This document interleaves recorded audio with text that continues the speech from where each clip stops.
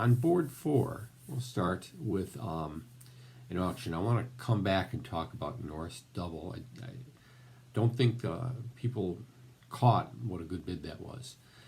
So double, they bid a spade to my right. I've got 5, 6, 9 points, and I've got a stiff in that spade. So my inclination here is to give a pretty good, strong bid.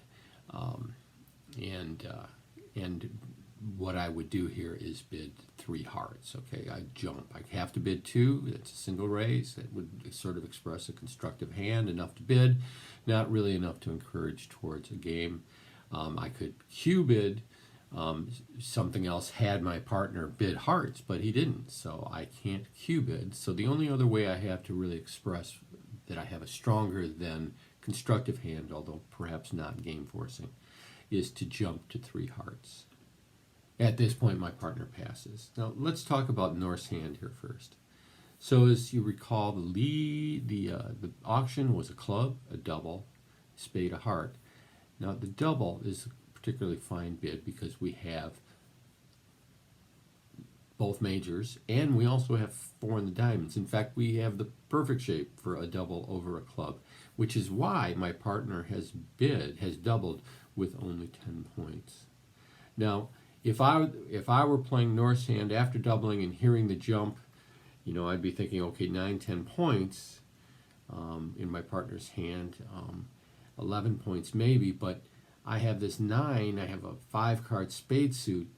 I'm a little discouraged by the fact that East bid them, but maybe I shouldn't be. Maybe I should be thinking, wow, these spades are all going to get roughed in my partner's hand. He doesn't have very many spades, if any, right? So I think I would have gone on to 4 hearts with Norse hand. But I did like the double, and I would encourage you to look at that bid as something other than just simply bidding your spades and then thinking you can bid your hearts later when you only have 10 points. So obviously we want to win the spade. We have no spade losers. Okay. We have at least 3 diamond losers in our hand, and we have 4 club losers in our hand. So we have this problem of how do we deal with this? And the thing that jumps out at me immediately is a cross ruff. Now, the only problem with the cross ruff is the spade suit, right? Because it would appear that West has, how many? Think back, count them. We had a spade bid. We had in East after I had doubled. So this, I think we can assume that East has 5 spades, right? So it'd be 5, 5. I had 1, and then West had 2. So there's no doubt that on any kind of ruff of spades, if West will be over ruffing if they can. And if they can is the critical question. Because otherwise this hand sets up perfectly for a cross ruff. Now a cross ruff is the way that we try to use all of the trump separately. Okay, instead of us pulling trump here, right, and using 2 hearts at once, we try to use each separately. So we end up having 5 heart tricks in our hand and 4 heart tricks in North. For that to happen, though, on this cross ruff, right, we know we're safe from 1 at least.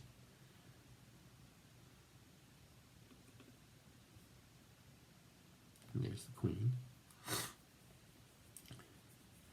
So we can now start the cross ruff, but let's count what's missing in hearts. Okay, we have ace, king, queen, jack. We're missing the 10. We're missing the 7. We're missing the 4, and we're missing the 2. All right. So let's start the cross ruff. We start with a club.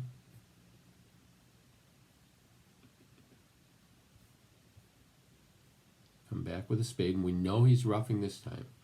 Right, so 10, 7, 4, 2.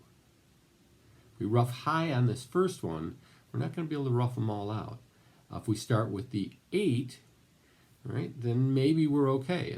If the 10 comes out, that's not the worst thing in the world. But we can't help thinking that, what if we just try low? Let him over ruff once. And when he doesn't, we get the clue. Right? He's got He's either got no hearts or he's got the 2 of hearts, unable to put up the 9 or the 5. And now the cross ruff becomes clear. And you just see how we're individually taking each heart with the effect that we get 9 heart tricks. Now notice at the very beginning we took the ace of spades first. On any type of cross ruff, you want to make sure you grab your first tricks right away, right? Your high tricks, right? Don't, because once you start the cross ruff, people are going to be pitching everything, and it could be that your high card is no longer good at the end of the hand if you do it any other way. So we get to the king of hearts. That's 9 tricks. We still have our 3 diamond losers.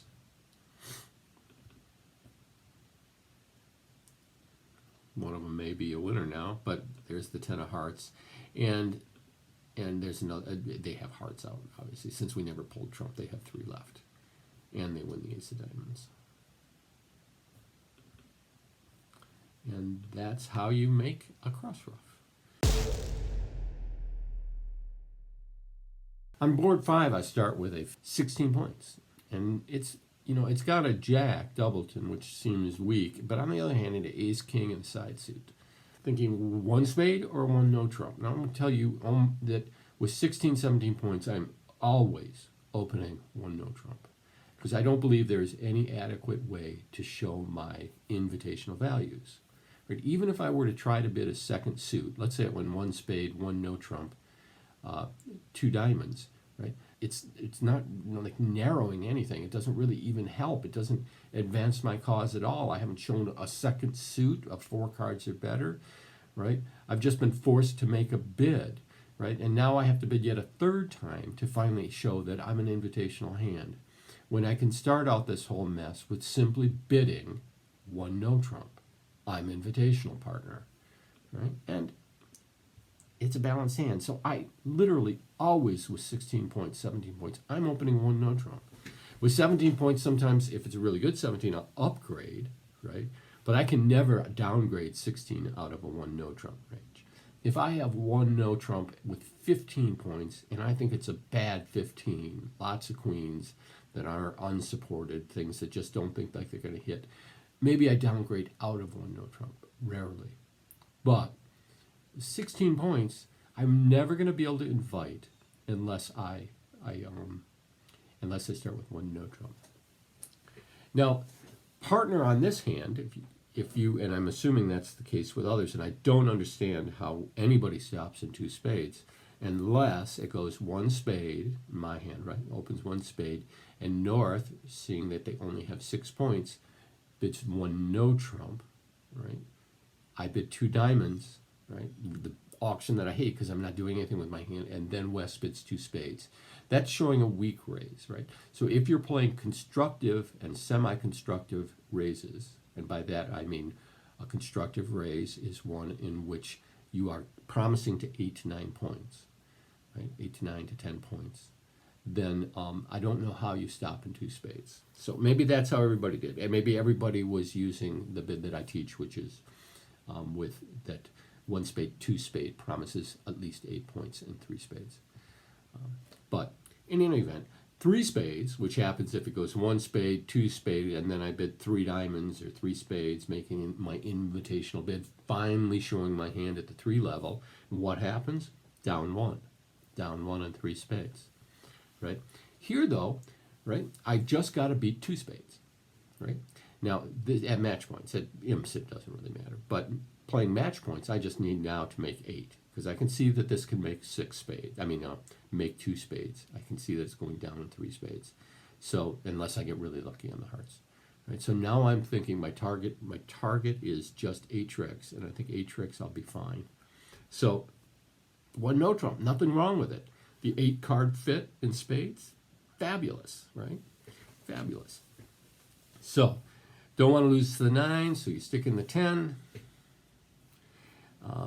9 comes down, Queen of Diamonds is over here, and now you have 1 trick, 2 more diamonds, that's 3, and all you have to do is bring home 5 spade tricks, and you're making 8 for a plus 120, which beats 110 any day.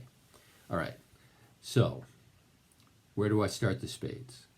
Well, you're missing the jack, right? And the only way to pick up a bad split, meaning 1-4 here, is to start here, leaving room to finesse the jack. So you must start with king of spades. You cannot play the ace of spades. That's the card that you have that is over the jack, so you need to keep it. You're rewarded if you play these cards right when the 7 of diamonds drops. And it turns out it was 4-1 with East holding 4 to the jack. And now that jack is caught. All right, so 5 tricks there. The 10 of spades and 2 diamonds gives you 8 for a 120 and a winning score.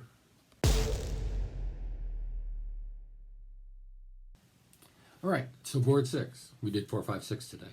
Just happened to be. Maybe that's when I woke up. It was a little nappy when I rolled around at 4 o'clock yesterday. But anyways, this hand has an important bit in it that I think most people did, but I want to make sure, and then I want to look at I want to take a look at the quick look at the play. So I pass, of course. I have 2, 3, 4 points, and I pass. The only thing interesting about this hand, right, is that I'm 4-6 in the majors, and we get the 2 no trump. Now, what's the correct bid here? I mean, if you did 2 clubs, you'll never be able to convince your partner you have 6 hearts. Whereas he basically, at this point in time, you should, under most circumstances, have a heart fit, right? So I think that the right bid here is simply to make what's called a Texas transfer. Now, a Texas transfer can be used over 1 no trump or 2 no trump. And what it does is promise 6 of the majors. The idea is that you can assume that your partner has at least 2 of the major. Not necessarily always true these days, but in the vast majority of cases, it is. All right, so what we want to do is start with 4 diamonds, right? A regular old transfer would be 3 diamonds. That would promise 5 hearts. But if we use 4 diamonds, now we're making a transfer again, but we're promising 6 hearts. Now this is an aggressive bid based on distribution, right? Because we have a stiff diamond and just a couple clubs, right? But otherwise, this is, I mean, we've got 4 points and 2 of them are in a doubleton. Right? So, but if we make this bid here, they'll get to 4 hearts, and that's the correct way to bid it. Notice that West doesn't really have any choice, and that we also have a 4-card, an 8-card spade fit, but we have an 8-card heart fit as well. So this is looking great. We have King, Queen of diamonds, and we have some spade tricks, some club tricks that can be developed. Right? So, getting to work, we love the lead. Right? All that's missing is the King of spades, which presumably is in north, not necessarily a robot lead. But what we might want to do here is just simply stick in the 8, just in case he's leading from length and has both the king and 7. He doesn't. And at this point, you might even start thinking that the length is in South's hand. But not unusual to see a robot lead a singleton against a no trump contract. Here, I can lose 3. I'm missing king, queen, so it appears I'm going to lose to at least one of those honors. I almost am inclined, because is to start with the ace and then lead across. I am inclined, and I will do so. Right? I've got Jack 10, 9, missing the 8, so the ace. Sorry, the king and king, queen, 8 are sort of the important cards. I just need to see one of them fall here, and life will be good. And the queen comes down, and there's the 8. So they get 2 heart tricks, and now I need to hold them to one more trick.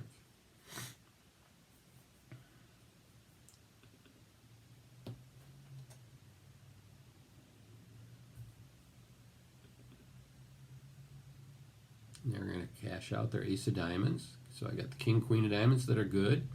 I've got all the spades that are good, and I've got the ace of clubs. Right? Now what I can do is not ever take a club finesse. So I never had to untangle the clubs. Why? Because of the king, queen. Right? So you don't want to start off with any club finesses on this hand.